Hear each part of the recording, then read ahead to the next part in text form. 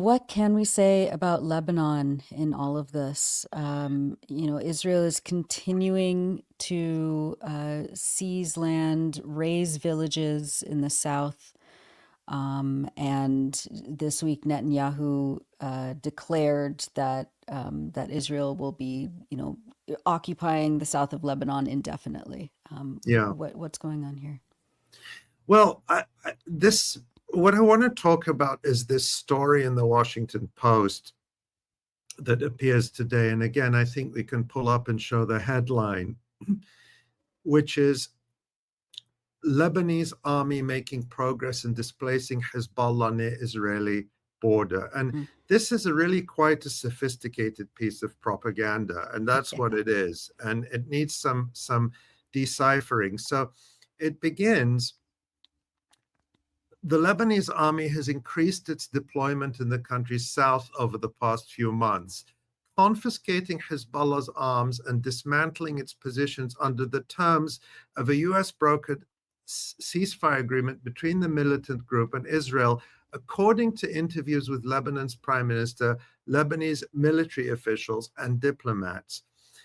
So their spin here is that the ceasefire agreement, the way this is phrased, it makes you think that the ceasefire agreement calls for the disarming of Hezbollah, which is not actually the case. And then they say, troops have been sent down. And then, quote, the army is making serious progress. It's expanding and consolidating its presence in the south, Lebanon's new Prime Minister Nawaf Salam said in an interview with the Washington Post. And then they say such an effort was unimaginable only a year ago when Hassan Nasrallah, Hezbollah's leader, who was killed in an Israeli airstrike in September, was touting new weapons and vowing to maintain the group's positions. So they're spinning this as the result of Hezbollah somehow being destroyed or degraded or even militarily defeated. And then they say, and this is really interesting, and I think it reveals something they didn't necessarily intend. They say the ceasefire agreement calls for the gradual deployment of 10,000 Lebanese soldiers who will be responsible for confiscating Hezbollah arms and dismantling the Islamist group's positions in the south. Again, the implication that disarmament is part of the agreement, which it isn't. And then they say, a 5-member committee headed by the US is overseeing. A diplomat with knowledge of the matter, who, like the others, spoke on the condition of anonymity to discuss a sensitive subject, of course, said the committee receives coordinates of arms depots and missile launchers from the Israelis or UN peacekeepers, and then the Lebanese military is to take action.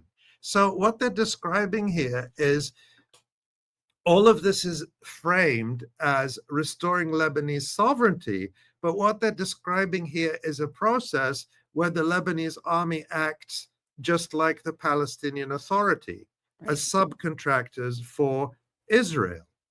And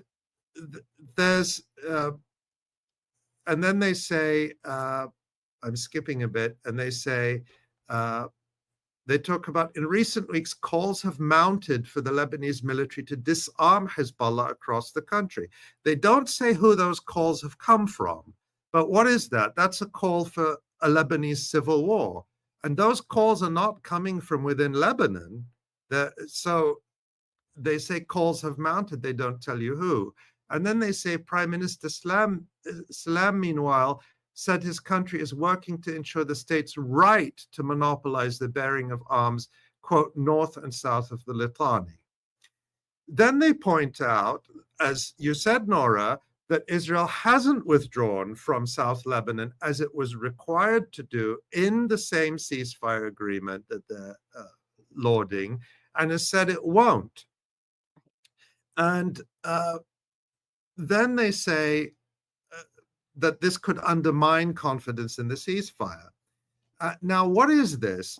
And I'm indebted here to the Lebanese analyst Nasser Kandil, who I listen to regularly, and who points out that the bet that the leaders of the Lebanese state, the new US endorsed leaders, the President Joseph Aoun and the Prime Minister Nawaf Salam made, is that if they behave like good boys, and that's what this article is designed to show, look how good we've been. We've been as good as Mahmoud Abbas, even more obedient than Mahmoud Abbas.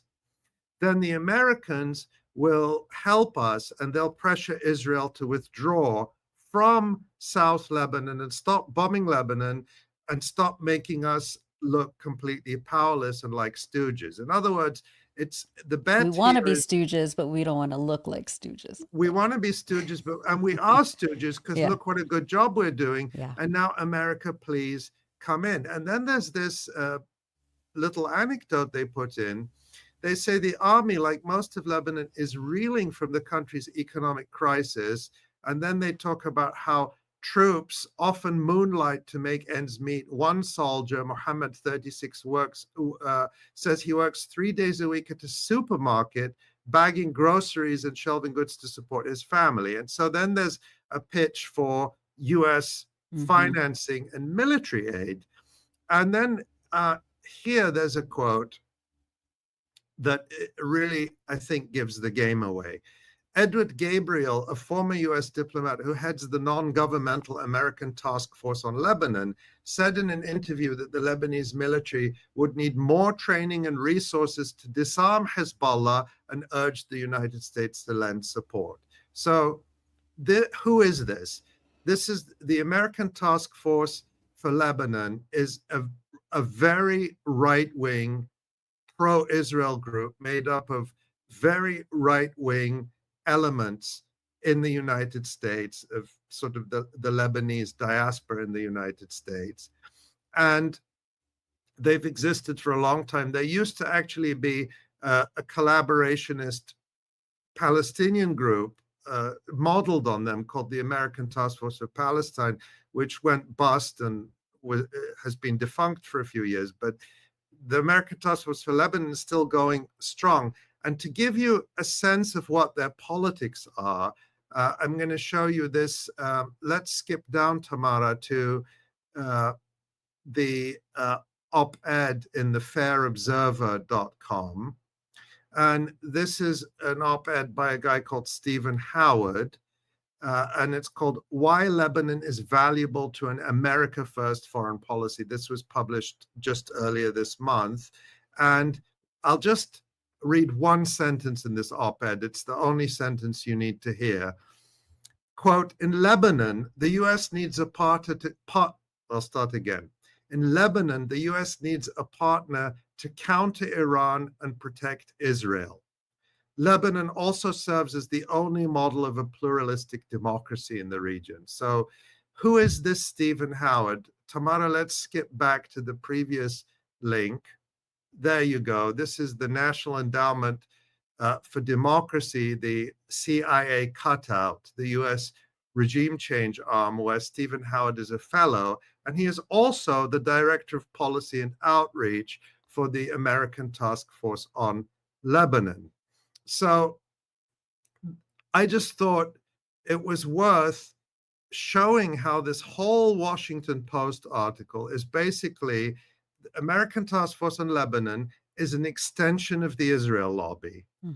And this whole article is really a pitch from this Lebanese wing of the Israel lobby for the United States to arm and finance a Lebanese proxy war or civil war to rid Lebanon of its resistance. And this is pitched as somehow a success. So just wanted to give kind of a lesson in reading Washington Post propaganda. Thank you. That's always really helpful. Very, very important.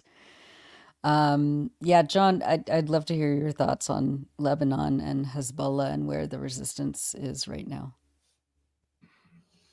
Yeah, I mean, I think that that's a difficult situation for them. Those 5 Israeli positions in the south that are attempting to be held inside Lebanese territory, they're away from population centers, but they're clearly over the line, or over the blue line. clearly in Lebanese territory. Yeah, it's if it's a difficult situation. I think that there's Lebanon is a weak country, at nation state at this point, and I don't think that there's a lot of capacity to carry out a protracted war. So I think they're in a bit of a bit of a bind right now that it's not easy to see the way out of. But look at the parallels here. Israel having failed to defeat and destroy Hamas in Gaza, despite the horrific levels of death and destruction and killing, is now increasingly turning to a strategy of trying to turn Palestinians against each other and to foment intra-Palestinian strife and civil war.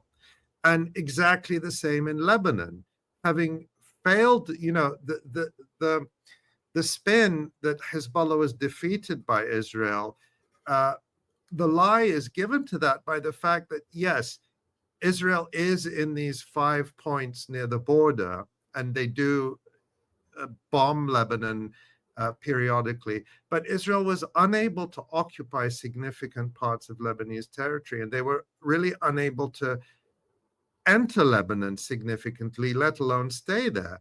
And so, again, the strategy now is reverting to what we couldn't achieve. Let's try to get the Lebanese to do to themselves by fomenting civil war within Lebanon. So what I think many Lebanese hope would be an opportunity for reinforcing or building national unity in Lebanon by the resistance by Hezbollah agreeing to step back and to let the state take the lead. What we're seeing is nothing works. Like, there's no concession you can make that gets these Israel and the United States off your back. They're like, okay, Hezbollah stepped back. They agreed to the ceasefire. They agreed to move their forces north of the Litani. Again, nothing in the agreement about disarmament, contrary to what this Washington Post article is trying to suggest. And yet here they are, lobbying for Washington to finance a civil war to destroy Lebanon on behalf of Israel, just as they did in Syria. I think that, look, I mean, there's no doubt that, as we've covered, like, there's no doubt that Hezbollah did receive blows. And they don't deny that. Yeah. Hassan Nasrallah was killed, the pager operations and so forth. There's no doubt they received blows, but the idea that the Lebanese military is even capable of disarming them is there's a fantasy, to be honest. Or that the Lebanese people want them to be disarmed. That's also... Yeah, but you don't actually have to achieve disarmament, because if you get a Lebanese civil war, which is what these people want, that's, I mean, that's great. They love failed states. Failed divided states like Syria, like what happened in Iraq after the U.S. invasion. That's a good outcome as their concern. The Libya model, truly,